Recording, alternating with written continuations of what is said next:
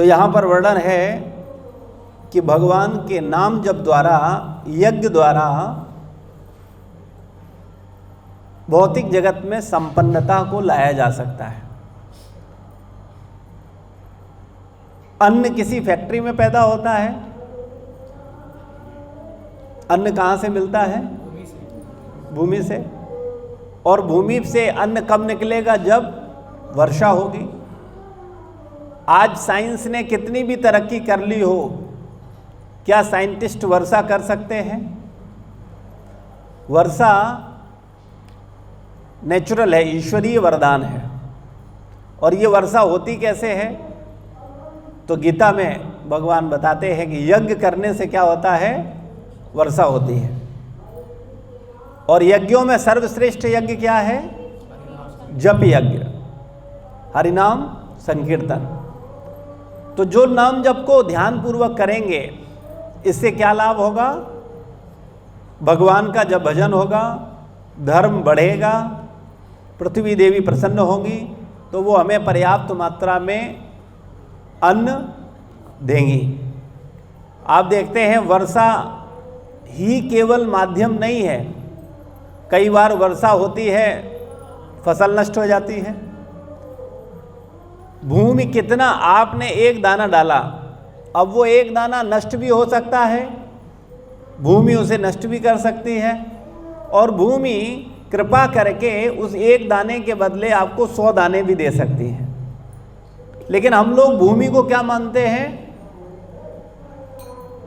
जड़, पृथ्वी।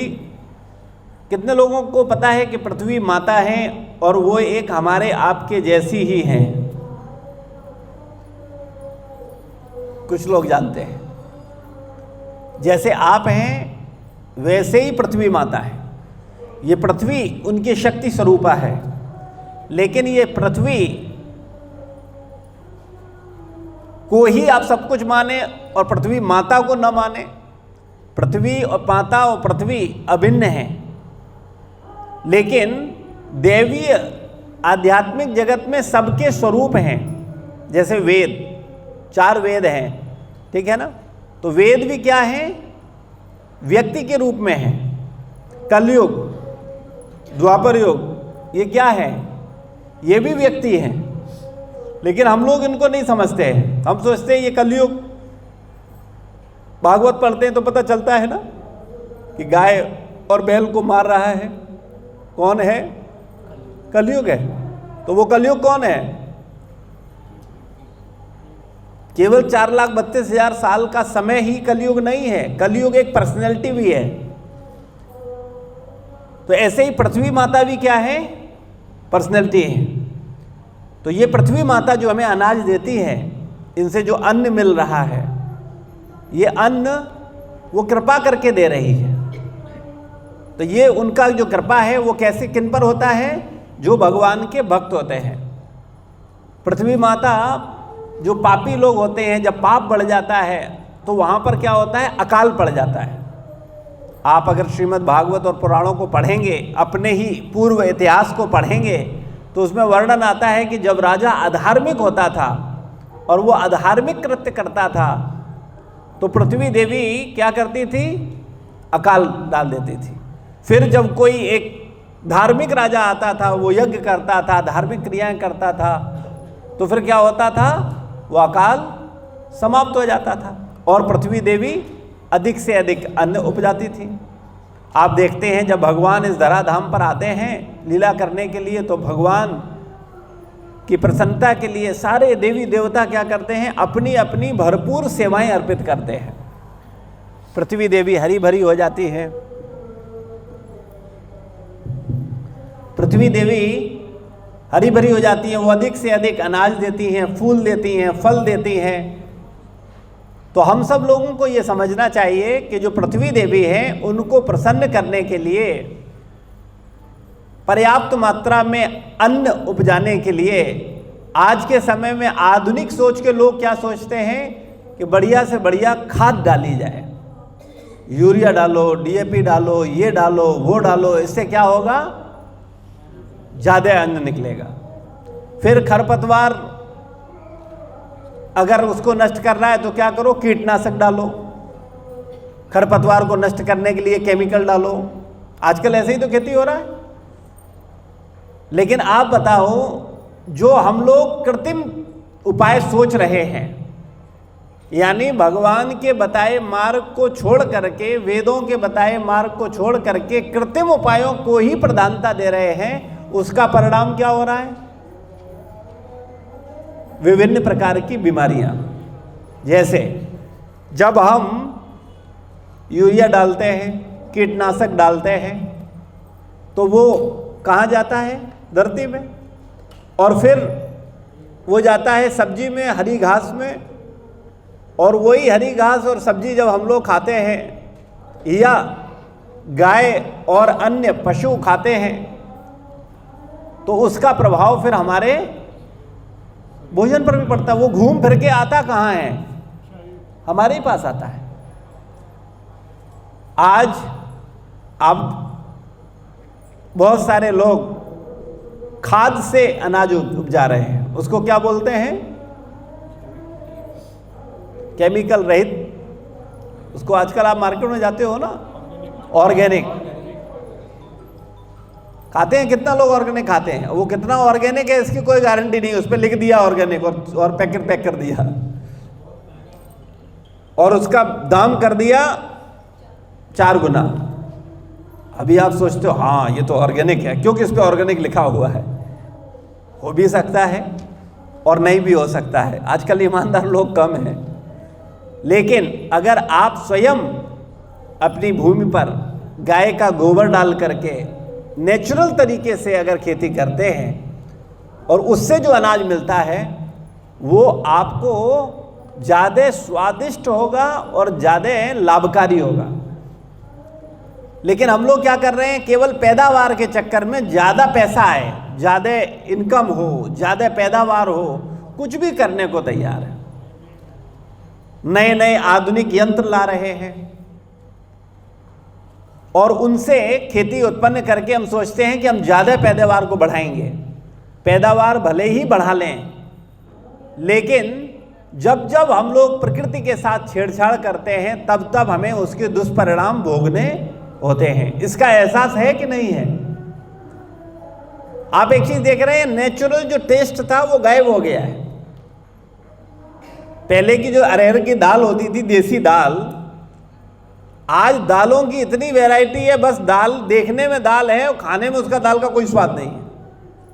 और आज भी अगर आपको नेचुरल देसी दाल मिलती है अरहर की, तो उस दाल का स्वाद अलग होगा। देसी फल, आज हम लोगों ने क्या किया, ये आम लिया, वो आम लिया, उसको इसमें जोड़ दिया, उसको इसमें जोड़ा और काट कूट के पैदावार बढ़ा दी, उसका साइज बढ़ा दिया कि पहले इतना आम होता था, अभी इतना बड़ा आम हो रहा है। अरे इतना बड़ा नहीं, तुम इतना बड़ा कर लो, लेकिन अगर उसमें स्वाद नहीं है तो क्या फ़ायदा है? या वो लाभकारी नहीं है, वो गुड़, उसका जो मूल गुड़ है वो गुड़ ही निकल गया, वो उसके विटामिन ही निकल गए, वो उससे लाभ ना होकर के हानि होने लगे। हम लोग केवल क्या करते हैं, नई नई चीज़ें छेड़ रहे हैं बस। आप देखो जर्सी गाय, जर्सी गाय क्या है? गाय नहीं है, वो सुअर का क्लोन लिया, कुछ और किया और करके एक नया एक जानवर तैयार कर दिया, देसी गाय। वो दूध तो देती है बाल्टी भर करके, लेकिन वो दूध कैंसर का कारण होता है। इसको सिद्ध किया जा चुका है। A1 A2 दूध आप YouTube पे सर्च कर सकते हैं। तो आजकल हमें साइंटिस्ट पे बड़ा विश्वास होता है, बड़ा गर्व होता है, अरे हमने ये किया है, हमने ये किया है, हमने ये किया है। लेकिन आप विचार करो, हम जो कर रहे हैं, हम प्रकृति के साथ छेड़छाड़ न करें, हम नेचुरल तरीके से, हम भगवान का। अब ये बात नास्तिकों को समझ में नहीं आएगी। प्रभुपाद जी जो बोल रहे हैं शास्त्र की बात को, ये साधारण व्यक्ति को समझ नहीं होगा। अच्छा, भगवान का नाम लेने से वर्षा हो जाएगी, फल निकलने लगेंगे, सब कुछ हो जाएगा, ऐसा संभव है? कितने लोगों को इस पर विश्वास है कि ऐसा संभव है? ठीक है, आप लोग तो आस्तिक लोग हैं, लेकिन वास्तविकता में भगवान का नाम लेने वाले व्यक्ति को सब कुछ मिलता है, भगवान की कृपा से मिलता है। तो धार्मिक लोग होंगे, जब धर्म बढ़ेगा, धार्मिक एक्टिविटियां बढ़ेंगी, तो पृथ्वी देवी भी क्या करती हैं? अपनी कृपा करती है। बादल वर्षा करते हैं, वृक्ष फल देते हैं। तो हम सब लोगों को प्रयास करना चाहिए कि हम यज्ञ करें। और कलयुग में सर्वश्रेष्ठ यज्ञ क्या है? जप यज्ञ। गीता में भगवान बोलते हैं यज्ञों में मैं जप यज्ञ हूँ। तो जप यज्ञ में क्या है?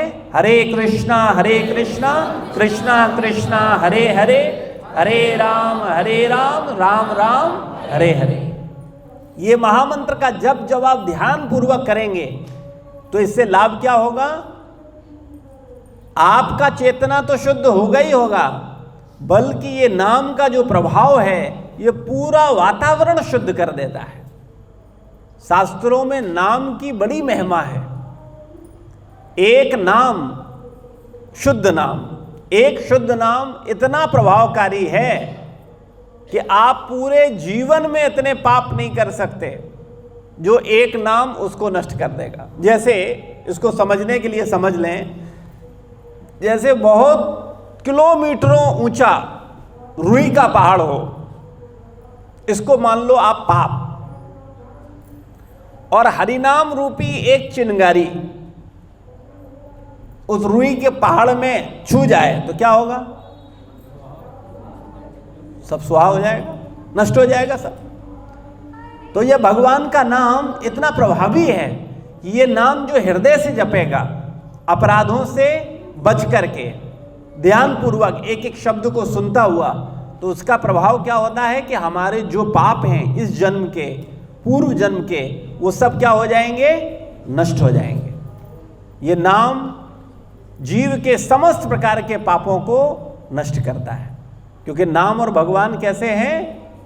एक है। इसीलिए भगवान बोलते हैं सर्वधर्मान परित्यज्य मम एकम शरणम व्रज अहम त्वम सर्व पापेभ्यो मोक्षयिष्यामि मा शुचा। तो भगवान क्या कह रहे हैं? मम एकम शरणम व्रज। मम एकम मतलब मेरे नाम की शरण लो। नाम में और भगवान में कोई अंतर नहीं है। तो महामंत्र मम एकम शरणम व्रज, मेरी एक की शरण लो, महामंत्र का शरण लो। इससे क्या होगा? और सब छोड़ो, ये विधि वो विधि, ये यज्ञ वो यज्ञ, वो ये कुछ नहीं, केवल एकमात्र भगवान का नाम। क्योंकि नाम और भगवान कैसे हैं? अभिन्न है, इनमें कोई भेद नहीं है। तो अगर आप एक भगवान के नाम को पकड़ लेते हो, सर्वधर्मान पर सब छोड़ देते हो, यज्ञ ध्यान ये वो सब छोड़ दो, केवल एक सूत्री कार्यक्रम भगवान का नाम जप। कलयुग केवल नाम आधारा। तो नाम को पकड़ लो, तो इससे फायदा क्या होगा? सर्व पापी भी हो। एक आध पाप नहीं, इस जन्म के पाप नहीं, अनंत जन्मों के पापों को भगवान का नाम नष्ट कर देता है। और हमको चिंता करने की आवश्यकता नहीं है। भगवान कहते हैं डरो नहीं, मां सोचा। तो इसलिए हम सब लोगों को गंभीरता पूर्वक हरे कृष्ण महामंत्र का कम से कम 16 माला का जाप करना चाहिए, और ब्रह्म मुहूर्त में उठना चाहिए। और ब्रह्म मुहूर्त में सबसे पहला कार्य हमारा होना चाहिए ध्यान पूर्वक 16 माला का जाप। अगर ऐसा करेंगे हम, तो हम देखेंगे कि धीरे धीरे हमारा जो चित्त है वो शुद्ध होने लगेगा, और शास्त्र सत्संग की बातें समझ आने लगेगी। आप करके देखो, कई बार लोगों को सत्संग में बैठते हैं, उनको समझ ही नहीं आता चर्चा क्या चल रहा है, और अगर थोड़ा वो सुनते भी हैं तो उसको एक्सेप्ट करने की क्षमता नहीं रहती, स्वीकार नहीं कर पाते। लेकिन अगर आप नाम जप करोगे, उसके बाद श्रवण करोगे, तो उसका प्रभाव अलग होगा, आपका जीवन बदल जाएगा। आप उसको स्वीकार कर पाओगे, उसके अनुसार जीवन जी पाओगे, उसको अपने आचरण में उतार पाओगे। लेकिन अगर आप नाम साधना को ध्यान नहीं दोगे, तो सत्संग का भी उतना प्रभाव जीवन में नहीं आएगा। इसलिए हमारा निवेदन है आप सब लोगों से कि कम से कम 16 माला का जाप ब्रह्म मुहूर्त में प्रत्येक भक्त को करना चाहिए। प्रचार ही सार है। श्री श्रीमदेसी भक्ति वेदांत स्वामी श्रील प्रभुपाद की जय। सबसे बड़ी सेवा प्रचार कार्य है। वैष्णव को उसके प्रचार कार्य के द्वारा पहचाना जाता है। सबसे बड़ी सेवा क्या है? प्रचार कार्य। भगवान भगवद गीता में बताते हैं कि मुझे सबसे प्रिय कौन है? जो मेरा प्रचार करता, जो सही ज्ञान को अन्यों तक देता है। तो सबसे बड़ी सेवा क्या है? प्रचार कार्य है। और वैष्णव को, किसी भक्त को उसके प्रचार कार्य के द्वारा पहचाना जाता है कि वो कितना अच्छा भक्त है, कितना अच्छा वैष्णव है। यदि कोई व्यक्ति धार्मिक सिद्धांतों के अनुसार किसी बद्ध जीव को या बंदी व्यक्ति को छुड़ा देता है तो वह स्वयं भी भगवान द्वारा भव बंधन से मुक्त कर दिया जाता है। भगवान के प्रति जो सबसे बड़ी सेवा किसी के द्वारा की जा सकती है वह है बद्ध जीव के हृदय में भक्ति को संचारित करने का प्रयास करना, जिससे बद्ध जीव बद्ध जीवन से छुटकारा पा सके। श्रील भक्ति विनोद ठाकुर ने कहा है, वैष्णव को उसके प्रचार कार्य अर्थात जीव को उसके नित्य पद के विषय में आश्वस्त बनाने से पहचाना जाता है। जीव की नित्य स्थिति है कि वह भगवान की सेवा करे, अतः किसी को भवबंधन से छूटने में सहायता करने का अर्थ है कि मनुष्य को उसके इस सुप्त ज्ञान के प्रति जागरूक बनाना कि वह कृष्ण का दास है। भक्ति विनोद ठाकुर कौन है पता है आपको? ये हमारी गुरु परंपरा के आचार्य हैं। हम लोगों के जो संस्था है इस्कॉन, इसके संस्थापकाचार्य कौन है? श्रील प्रभुपाद जी। और उनके गुरु कौन थे? भक्ति सिद्धांत सरस्वती महाराज, जिन्होंने गौड़ीय मठ की स्थापना करी थी। और उनके गुरु थे गौर किशोर दास बाबा जी महाराज। भक्ति सिद्धांत सरस्वती महाराज जी के कौन गुरु थे? गौर किशोर दास बाबा जी महाराज। और गौर किशोर दास बाबा जी महाराज के गुरु कौन थे? भक्ति विनोद ठाकुर। गौर किशोर दास बाबा जी महाराज के गुरु हैं भक्ति विनोद ठाकुर।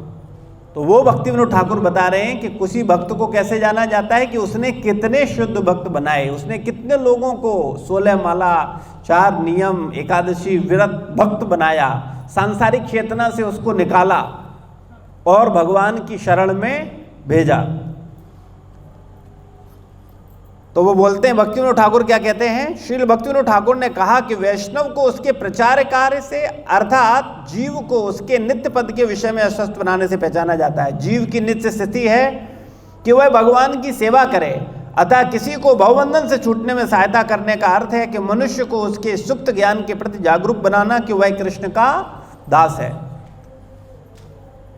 जीवे स्वरूप होए नित्य कृष्ण दास। हम सब क्या हैं? भगवान के दास हैं। लेकिन हम लोग क्या किए हैं? भगवान की दासता छोड़ करके किसके दास बन गए हैं?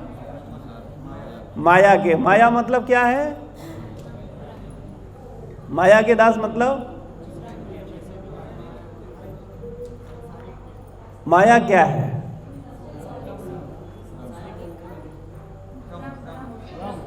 तो आप ब्रह्म के दास हो गए हम लोग। आप ब्रह्म की कैसे सेवा करते हो? कोई बताएगा? बात स्पष्ट होनी चाहिए। आपने कहा माया के दास हैं, भगवान के दास न होकर के माया के दास हैं। तो माया के दास का मतलब, मैंने कहा माया क्या है तो आपने कहा ब्रह्म है। तो ब्रह्म के दास कैसे हैं? कोई समझाएगा, बताएगा जी?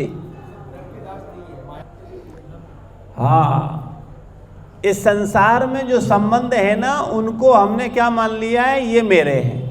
पत्नी मेरी है, बच्चा मेरा है, कुत्ता मेरा है, घर मेरा है। अब हम क्या कर रहे हैं? घर की सेवा कर रहे हैं, कुत्ते की सेवा कर रहे हैं, पत्नी की सेवा कर रहे हैं, बच्चे की सेवा कर रहे हैं, शरीर की सेवा कर रहे हैं, लेकिन भगवान की सेवा नहीं कर रहे हैं। तो हम भगवान के दास हैं तो हम भगवान के दास, लेकिन हम सेवा भगवान की न करके किसकी कर रहे हैं? माया की। माया मतलब जो नहीं है। जब हम ही ये शरीर नहीं है तो शरीर से जुड़े हुए संबंध मेरे कहां से हो गए? तो मेरी पहली प्राथमिकता पर, चाहे पति हो चाहे पत्नी हो, हमारी पहली प्राथमिकता पर कौन होना चाहिए? भगवान। पहले सेवा हमें किसका करना चाहिए? भगवान का। लेकिन हम लोग भगवान की सेवा नहीं करते हैं, माया की सेवा करते हैं। भगवान को भोग नहीं लगाते हैं, भगवान का नाम जप नहीं करते हैं, भगवान के द्वारा कही हुई बात को नहीं सुनते हैं। भगवान की कही हुई बात कहाँ सुनने को मिलती है? भगवान बोलते हैं, आपके कान में आवाज आती है? नहीं आती? अरे भाई गीता पढ़ते हो, क्या है? भगवानुवाचा, भगवान ने कहा। तो जब आप पढ़ते हो तो आप भगवान से सुनते हो कि नहीं सुनते हो? वो भगवान बोल रहे हैं, वो प्रभुपाद जी नहीं बोल रहे हैं। भगवानुवाचा मतलब कौन बोल रहा है? भगवान बोल रहे हैं। तो जब भगवान बोल रहे हैं वो सुनोगे तभी तो भगवान की मानोगे। तो गीता को पढ़ो, भगवान का नाम जप करो, और ये स्वयं करो और ये अन्यों को करवाओ। स्वयं माया की सेवा से निकलो।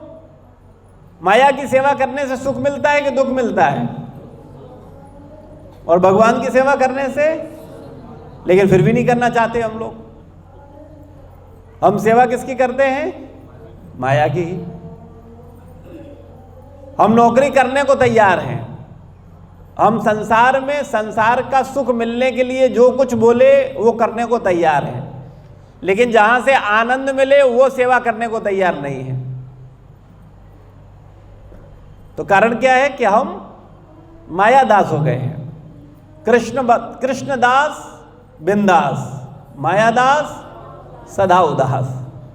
तो भक्त लोग बोलते हैं जो माया का दास है वो सदा उदास। राजी आज बहुत टेंशन है, बहुत, अरे बहुत परेशान हो गया। अरे बस ठीक है ठीक है। तो उससे कहो इतनी टेंशन लेने की जरूरत क्या है? बोले नहीं ऐसे थोड़ी, इसके बिना थोड़ी काम चलेगा। विश्वास ही नहीं होता है लोगों को कि भगवान की सेवा करके कोई आनंद में रह सकता है।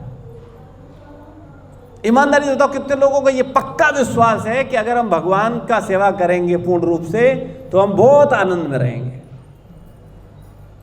ईमानदारी से बोल रहे हो? तो फिर आज के बाद कोई घर मत जाओ, आप हमारे साथ रह के यहां बराबर सेवा करो, क्या मुश्किल है? बोले नहीं नहीं ऐसा थोड़ा ही है, हम घर पे जाके सेवा करेंगे, हमारे घर वाले ठाकुर जी हैं। तो हम लोगों को सेवा करना होगा। भगवान का नाम जप ध्यान पूर्वक करो, भगवान की सेवा करो, भगवान के भक्तों का सेवा करो, भगवान के भक्तों की बात को सुनो, समझो, प्रभुपाद जी बोल रहे हैं उस पर विचार करो। इससे हमारा जीवन क्या होगा? सही मार्ग पे जाएगा और वास्तविकता में हम असीम आनंद को प्राप्त कर सकते हैं। लेकिन क्या करना होगा? प्रचार करना होगा। हम लोग प्रचार नहीं करते। आप में से कितने लोग सुनते हो उसके बाद जरूर किसी ना किसी को बताते हो? बताओ कितने लोग हैं ऐसे? हाँ, तो जितने लोग ये हाथ खड़ा कर रहे हैं इनकी मैं गारंटी ले रहा हूं कि ये लोग भक्ति में हमेशा स्थिर मिलेंगे, और इनको आप 4-5 साल बाद भी आओगे तो ये आपको दिखेंगे। और जो प्रचार नहीं कर रहा है वो पता नहीं चलेगा, कभी भी गायब हो जाएगा। वो देखेगा अरे वो तो प्रभु जी आते थे, अभी कहाँ चले गए, अब तो दिखाई नहीं देते हो। अगर आप अपने को बचाना चाहते हो, अगर आप भक्ति में प्रगति करना चाहते हो, तो जरूर सही बात जो सत्संग सुनते हो उस पर मनन करो, चिंतन करो, और उसको कम से कम 2-4 लोगों को जरूर समझाओ। इससे क्या होगा? आपका उस विषय पर चिंतन, मनन और विश्वास बढ़ेगा। और जब आप सुन करके चुप हो जाते हो, उसकी चर्चा नहीं करते हो, तो आप भूल जाते हो। आप कभी भी सोचना, कुछ आपने सुना और सुनने के बाद आपने बोल दिया, तब क्या होगा? वो याद हो जाएगा। और अगर आपने सुना और चुपचाप रहे, बोला नहीं, तब क्या होगा? आप भूल जाओगे। तो प्रचार कार्य क्या करता है? व्यक्ति को आध्यात्मिक चेतना देता है। जो प्रचार करता है उस पर भगवान का विशेष कृपा होता है। आप पूरी दुनिया में देख लो, आज जितने वर्तमान समय में संत महात्मा हैं, और अगर कोई संत महात्मा को आप श्रेष्ठ महात्मा बोलते हो, किस आधार पर?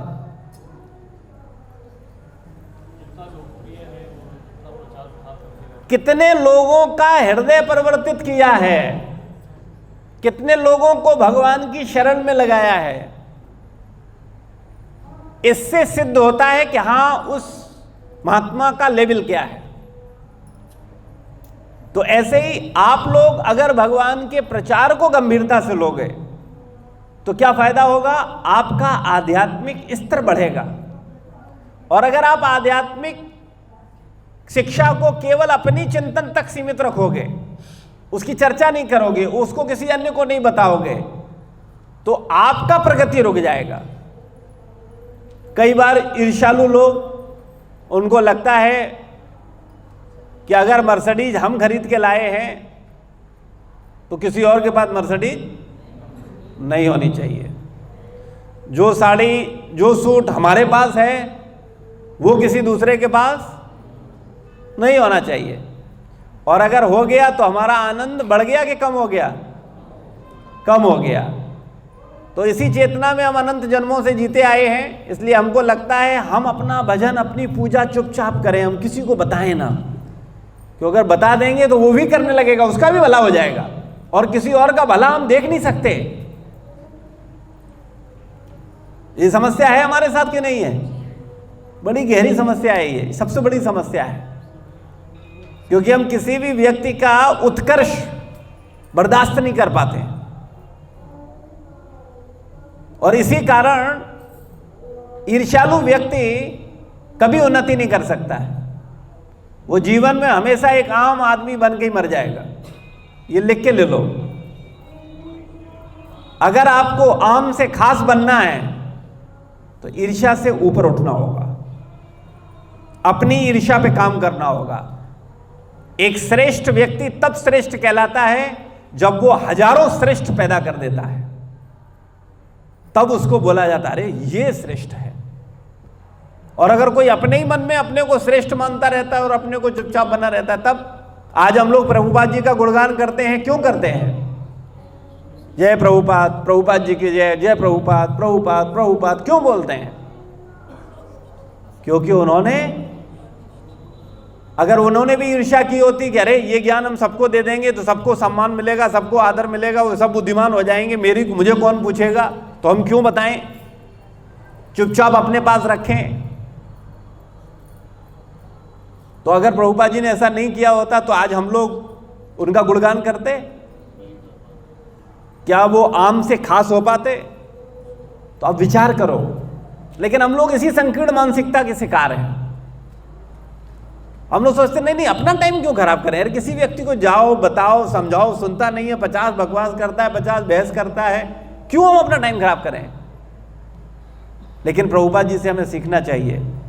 उन्होंने कितने लोगों को कितना सिखाया, और जिनको सिखाया कई बार उन्हीं लोगों ने प्रभुपाद जी के प्रति गलत व्यवहार किया, फिर भी उन्होंने क्षमा किया, फिर भी वो अपने कार्य में लगे रहे, और भगवान ने उन्हें पवित्र जीवात्माएं दी, और उनके साथ उन्होंने आज पूरे विश्व में आप देख रहे हो ये प्रचार प्रसार, ये प्रभुपाद जी और उनके शिष्यों की विशेष कृपा है पूरे विश्व पर, जिसका परिणाम है कि आज हरे कृष्ण महामंत्र ऑस्ट्रेलिया, रसिया, अमेरिका, चाइना, पाकिस्तान, दुबई, सब जगह गूंज रहा है। तो कारण क्या है? प्रचार। और हम लोग प्रचार करते हैं बस उतना ही, हाँ ठीक है, बस थोड़ा बहुत कर लिया, बोल दिया, बस ठीक है, कोई हमारा उद्देश्य नहीं है। लेकिन जो व्यक्ति प्रचार को गंभीरता से लेता है, उस व्यक्ति का आध्यात्मिक उत्थान बहुत तीव्रता से होता है। करके देखो, यह अनुभव की बात बता रहा हूं आपको। इसलिए कभी भी सत्संग सुनो, सुन करके चुप न रहो, किसी ना किसी को पकड़ लो और उसको पूरी बात सुनाओ, जो जो तुमने सुना है, जो जो समझा है, बताओ, जरूर बताओ उसे। अपने घर में जाओ, अपने बच्चे को बताओ, पत्नी को बताओ, मित्र को बताओ, किसी ना किसी को बताओ। इससे क्या फायदा होगा? आपका चिंतन, मनन और विश्वास बढ़ेगा। ठीक है? तो सबसे बड़ी सेवा क्या है? प्रचार कार्य, और वैष्णवों को उसके प्रचार कार्य के द्वारा पहचाना जाता है। तो हमारा निवेदन है, भक्ति को गंभीरता से लो, प्रचार को गंभीरता से लो, नाम जप को गंभीरता से लो। आप में से कितने लोग ब्रह्म मुहूर्त में 16 माला का नाम जप, 16 माला या ब्रह्म मुहूर्त में जूम पर जपा में आते ही नहीं हैं? कितने लोग ऐसे हैं जो नहीं आते हैं, जूम पे जप नहीं आते हैं? बहुत सारे लोग हैं। आप लोगों के लिए ये सुविधा किया गया कि मालूम है कलयुग में लोग आलसी हैं, उनसे कहा जाए मंदिर में 4:30 बजे आ जाओ तो कहें अरे इतना पेट्रोल खर्च होता है, इतनी दूर से आएंगे, हमारा आधा घंटा लगेगा। तो हमने कहा कोई बात नहीं, इसको जूम पर शुरू किया जाए। तो जूम पर शुरू किया गया। इसमें कुछ नहीं करना है, आपको अपने घरों में उठना है, लेकिन जब आप वीडियो ऑन करके आओगे, जूम ज्वाइन करोगे, तो आप सब भक्तों की नज़र में हो कि आप साधना कर रहे हो। अदरवाइज आप सोते रहो 7 बजे तक, 8 बजे तक, कौन आपको टोकने वाला है। तो अगर आप गंभीरतापूर्वक भक्तों का संग करते हो तो लाभ किसका है? आपका लाभ है। आप टाइम से उठोगे, आपकी साधना अच्छे से होगी। सब भक्तों के साथ ध्यानपूर्वक 16 माला का नाम जप करो और कोशिश करो गीता का एक श्लोक कम से कम नियमित पढ़ो। गीता का सत्संग हम लोग करते हैं, सुबह सुबह एक एक श्लोक को समझा रहे हैं, जिससे कि हम लोग पूरी गीता को समझ पाएँ, एक एक श्लोक को समझ पाएँ। इसके लिए हम लोग सुबह सुबह एवरी संडे 7:30 बजे से 8:30 बजे तक क्लास करते हैं।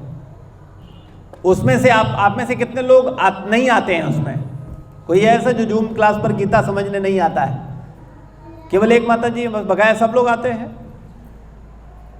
बहुत सारे लोग हैं। तो जो नहीं आते हैं उनसे निवेदन है आओ, और अगर उस समय आप व्यस्त हो किन्हीं कारणों से, वैसे तो लापरवाही मत करो, क्योंकि जब लाइव होता है, सामने होते हैं तो उत्साह रहता है और हमको लगता है कि नहीं हम आमने सामने बैठ करके सीख रहे हैं, समझ रहे हैं। तो कोशिश करो, संडे का समय इसीलिए चुना है 7:30 बजे। आप अपने घर पर रहो, कहीं आने की ज़रूरत नहीं है, अपने घरों से ही आपको ज्वाइन करना है। यूट्यूब के माध्यम से, जूम के माध्यम से आप ज्वाइन कर सकते हो, लेकिन करना पड़ेगा। अगर आप नहीं करोगे तो नुकसान किसका है? पढ़ना तो आपको ही है ना, पढ़ोगे नहीं तो नुकसान किसका है? आपका ही है। तो इसलिए गीता का एक श्लोक पढ़ो, गीता के सत्संग को ध्यानपूर्वक सुनो, हरे कृष्ण महामंत्र का 16 माला जाप करो, एकादशी का व्रत करो, हर संडे के संडे मंदिर में आकर के केवल श्रवण न करो, सेवा भी करो, सर्व करवाओ, प्रसाद बंटवाओ, झाड़ू लगाओ, सफाई करो, कुछ ना कुछ सेवा ढूंढो और सेवा करो। इससे क्या होगा? आपका आध्यात्मिक उन्नति होगा। श्रील प्रभुपाद की जय, गुरु महाराज की जय, समस्त भक्त वृंद की जय।